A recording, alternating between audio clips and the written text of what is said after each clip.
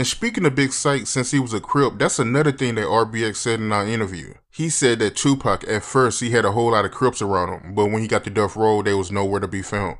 Even when I met Pac and when we used to come to LA, it was all Crips. You know what I mean? His circle was all Crips. But I think the Death Row situation was so intense that if these individuals would have been coming up to Death Row, like I said, because the Bloods and the Bloods that Suge had around them, they was very active and wild dudes. Most of the Crips that was around Pac was from Big Syke homies. They was from South Central and they was from Inglewood that Big Syke was around. And from Pac, because Big Syke did have some homies that if they was around here and you got these Bloods tripping and you got these Crips, it definitely would have been clashes. He put his pride, his understanding of gangs aside so that he can hold Pac down. But you got some individual, they don't even care. You know what I mean? On both sides, that they might see a person wearing a certain color and might bang on him. He had some wild Crips around him that it was a chance that if they was hanging around Death Row with him, being around Suge wild homies, bro, I think it would have been crazy.